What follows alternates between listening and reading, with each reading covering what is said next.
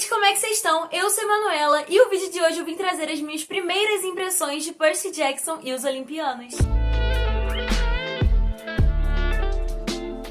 Estava previsto para sair hoje, dia 20 de dezembro, os dois primeiros episódios da série Percy Jackson e os Olimpianos no Disney Plus, só que eles anteciparam, a Disney, né? O eles é a Disney, eles anteciparam para ontem, dia 19, às 23 horas. Então assim, já assisti os dois primeiros episódios e aqui mesmo eu assisti e aqui mesmo eu estou para já falar para vocês quais foram os sentimentos, as sensações e minha opinião, principalmente, sobre esses dois primeiros episódios da série. Mas antes de ir pra isso, se você gosta desse tipo de conteúdo de análise do livro e sua adaptação, tudo relacionado ao conteúdo literário, principalmente ao universo dos semideuses, já fica por aqui, não deixe de curtir, de deixar um comentário, principalmente se inscrever. Se você não conhece o canal, seja muito bem-vindo. Eu espero muito que você goste de mim daqui.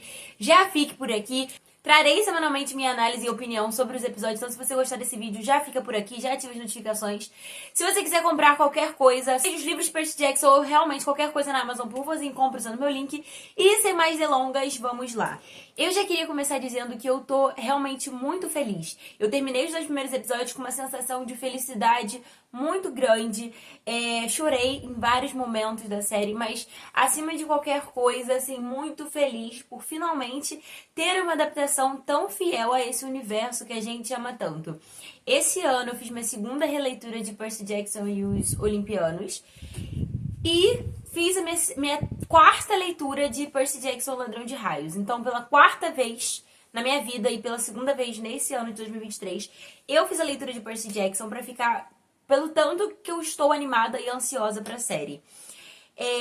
Assim que o episódio começou, foi aquela sensação assim de nostalgia. Eu já comecei chorando pela sensação de nostalgia de, tipo, realmente encontrar as primeiras frases do livro. O Percy falando que ele não gostaria de ser semideus e tudo que a gente sempre esperou da adaptação de Percy Jackson.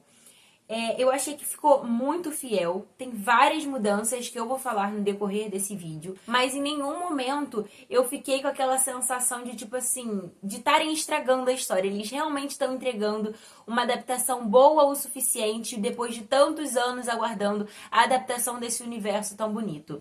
Mas vamos começar com as mudanças e a minha opinião, de fato, com o episódio. Começando pelo primeiro episódio, assim que aparece o Percy e o Grover juntos na academia, assim, no refeitório, jogando mitomagia juntos, eu achei tão lindo e já me emocionou bem ali, porque se por acaso você só leu o primeiro livro e ainda não deu sequência, né, ao resto da saga, no terceiro livro, que é Percy Jackson e a Maldição do Titã, aparecem dois novos personagens e um desses personagens joga esse jogo de cartinhas que é a mitomagia. E esse personagem é muito fanático por esse jogo, ele fica pedindo pro Percy jogar com ele. E ter essa referência ali logo no início, nos primeiros minutos do episódio, foi uma referência clara a esse personagem tão emblemático da saga e que a maioria dos fãs ama, assim como eu. E uma referência muito sutil, mas que quem já leu já pega bem ali, já ganha o nosso coração e a gente já começa a chorar ali mesmo. Aí a gente vai pro passeio do Percy para o museu, onde tem o ataque, finalmente, né, da Fúria, a benevolente, da Senhora Dodds, que é a professora de iniciação à álgebra do Percy. Eu achei que foi uma mudança positiva o ataque ter acontecido lá de fora do museu. Porque no livro o ataque acontece dentro do museu, né? A Senhora Dodds leva o Percy pra uma das salas lá do museu e aí lá ataca ele. Eu achei uma boa mudança, como se ela estivesse tirando o véu que cobre ela, né, da névoa e mostrando pra Percy quem de fato ela era e atacando ele bem ali. Porém, a forma como o Percy reage, como ele se defende, como ele ataca também a Senhora Dodds, eu particularmente não gostei muito. O Percy, ele é mais ativo nessa defesa dele. Na adaptação, ele só fecha o olho e a caneta ela abre automaticamente e mata Dodds bem ali, né? Mata Dodds bem ali. E no livro não é bem assim. Eu acho que ele reage mais. Foi muito rápido esse ataque. E aí, depois disso, a gente tem quando ele volta pra Yancy. E aí a gente tem o Rick Riordan como um easter egg ali na cena, né? Onde o diretor tá conversando com o Percy, com o Grover, pra entender o que aconteceu com a Nancy Bobofit.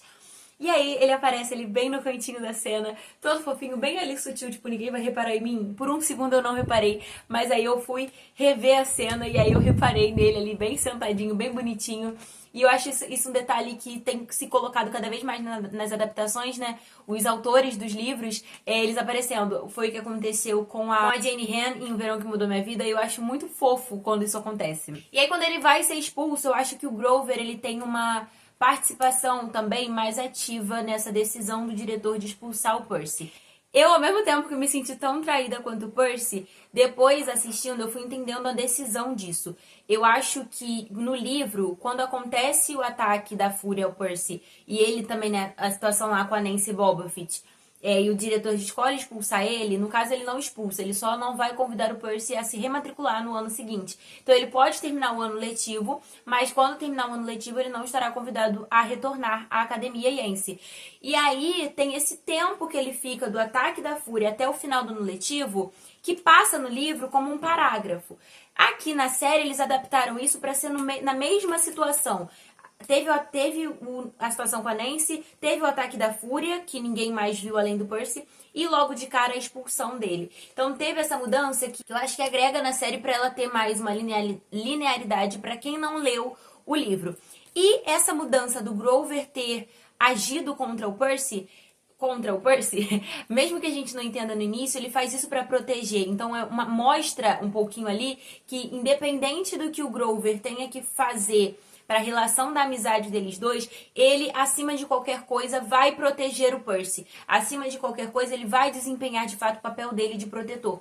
Então, ele mesmo que o Percy fique contra ele nesse momento, ele conseguiu o que ele queria, que era tirar o Percy da Academia Yance para os monstros não encontrarem o Percy naquele dia, porque se o Percy permanecesse ali, a vida dele estaria em risco. Como a gente tem essa grande mudança do Grover caguetando o Percy, o Percy sendo logo expulso da academia e voltando direto para casa, a gente não tem a cena onde, na verdade, no livro, o Grover volta para casa com o Percy, porque o ano letivo já acabou, e aí a gente tem a cena deles dois no ônibus, onde ele é apresentado às três senhoras na estrada, que uma delas corta um fio de lã na frente dele. E aí isso faz o Grover ficar muito assustado, percebendo que eles não têm tanto tempo quanto ele achou que tinha e tudo mais.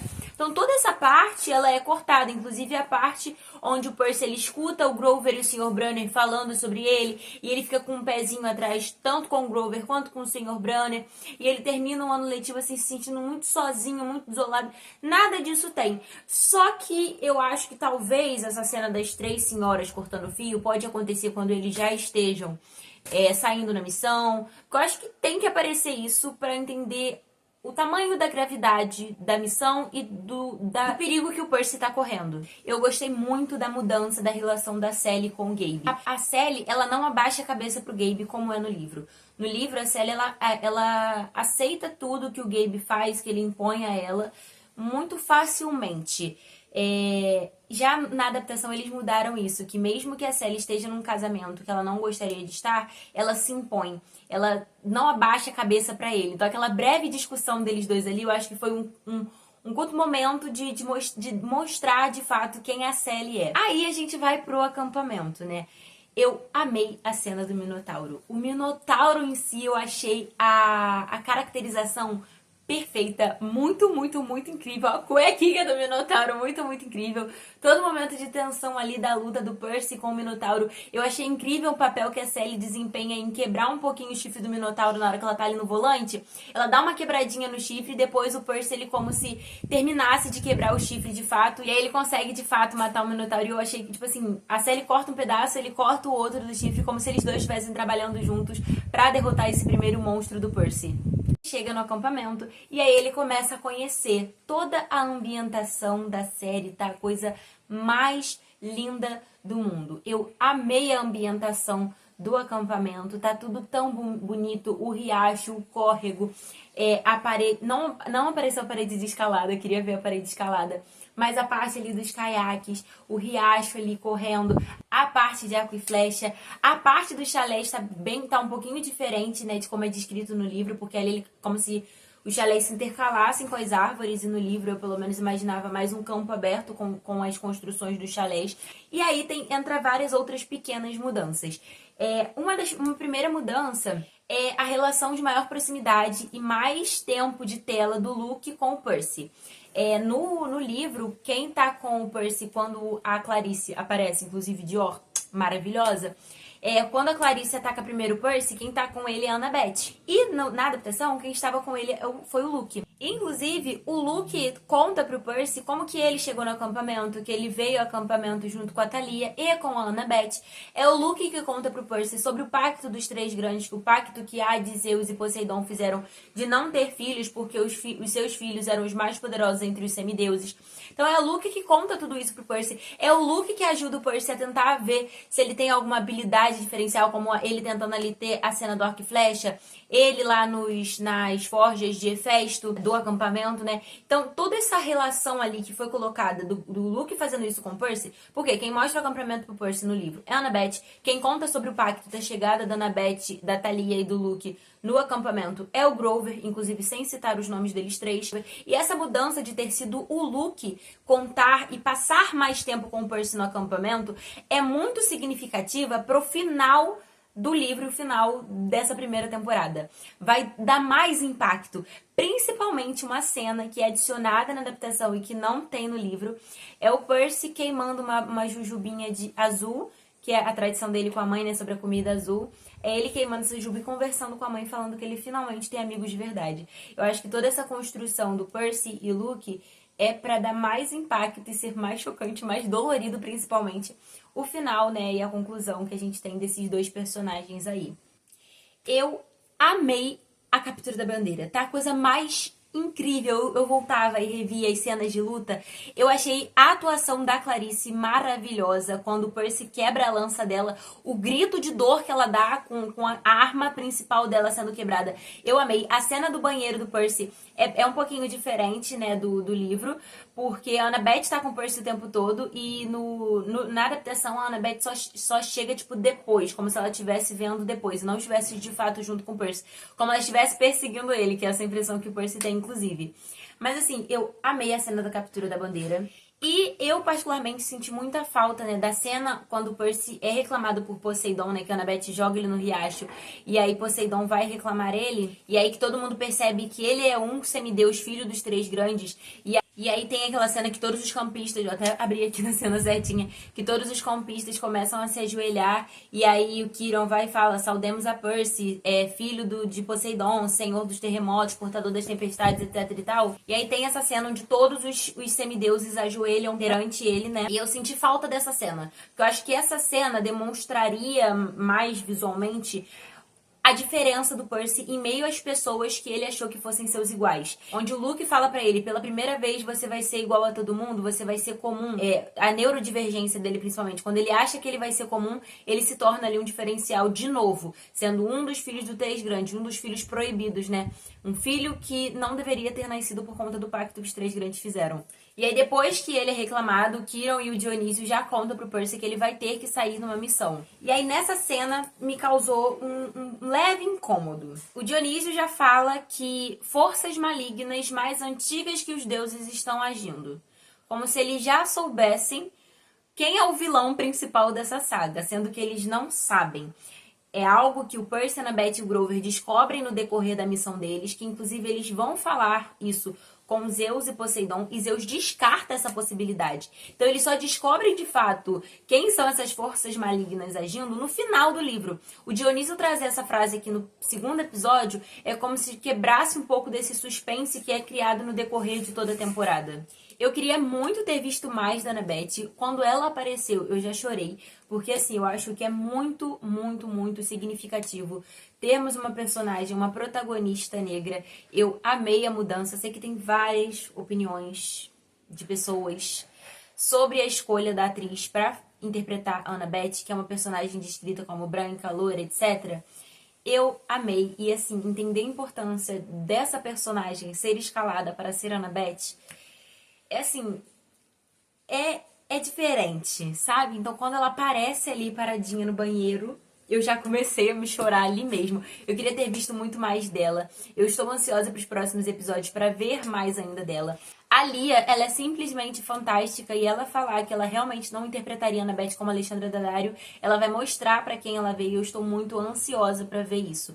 Eu tô muito ansiosa pra ver a gradatividade da Annabeth, principalmente a gradatividade da atuação da Lia. O Walker é 100% Percy Jackson. A cena onde a Sally conta pra ele que ela se apaixonou por um deus e ele fica tipo, Jesus, eu amei demais a reação dele quando o Dionísio fala que é pai dele. Simplesmente fenomenal. Ele falando que não vai pra missão, ele batendo de frente. É, tipo, é 100% Percy Jackson, que a gente tá muito acostumado ali. Então acho que foi a melhor escolha possível pra interpretar o Percy Jackson. O Arian tá muito incrível como Grover. Eu amei demais, ele é um fofo.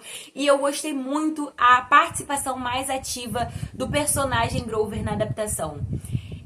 Tanto quando ele meio que dedura o Percy lá no início, né, fazendo o Percy ser expulso, principalmente a parte final dele de contar para o Percy que a mãe dele está viva. É uma grande mudança, porque é algo que o Percy só aceita fazer essa missão, no livro, né, no caso. O Percy só aceita fazer essa missão porque ele tem esperança de que a mãe dele vai estar viva e que descendo até o mundo inferior ele vai conseguir recuperar a mãe dele, mas ele não conta isso pra Annabeth e pro Grover. E a gente tem essa grande mudança aqui, onde o Grover coloca essa carta na mesa como uma motivação pro Percy finalmente aceitar essa missão. E eu achei um papel mais interessante, mais importante que ele vai desempenhar no trio. E eu particularmente gosto muito disso, porque eu acho que às vezes no livro passa uma impressão, às vezes, muitas vezes, eu não tenho essa impressão, calmem. Às vezes passa a impressão de que o Grover é mais é o menos aparente ali nesse trio. Mas o Grover, ele é poderoso para um cacete. A gente vai vendo isso no decorrer da saga inteira. Ele é muito importante. Eu acho que com a série essas pequenas mudanças vão mostrar exatamente isso. A potência do poder do Grover. Bom, como eu falei, eu terminei a série muito feliz. Eu chorei. Eu fiquei muito feliz de poder assistir tudo isso. E ser, em boa parte, como eu já tinha imaginado quando eu fiz a minha primeira leitura, na primeira vez, há muitos anos atrás. Porque acho que quando eu tinha uns 12 anos, eu acho, eu li os 2 primeiros livros, peguei emprestado de um amigo e fui ler. Então, assim, foi perto do que eu imaginei na época. Porque, assim, tá realmente incrível. Os cortes das cenas, né, mudando com a transição de uma cena pra outra em preto, eu vi que algumas pessoas no Twitter comentando que não curtiram tanto, mas particularmente não é algo que me incomoda. Esse tipo de coisa eu acho que é o de menos, se colocar em comparação o primeiro filme, a primeira adaptação de Percy Jackson. E eu acho que mostra um pouquinho essa quebra que tem no próprio livro mesmo. Essa quebra dos parágrafos. Essa quebra aqui, por exemplo, que a gente tem daqui pra cá. Então acho que seria como se fosse isso. Não sei. Vou interpretar que sim. É isso, gente. Eu amei demais esses 2 episódios. Eu fiquei muito nostálgica, muito feliz, muito chorosa, muito emocionada, muitos sentimentos felizes. E é isso. Me conta aqui o que você achou desses 2 primeiros episódios, como estão suas expectativas para os próximos episódios. Se você vai me acompanhar nessa saga assistindo e trazendo aqui pra vocês minhas impressões sobre cada um dos episódios que forem saindo. E é isso. Eu espero muito que vocês tenham gostado desse vídeo. Vamos conversar sobre essa adaptação aqui nos comentários. Um beijo e até a próxima!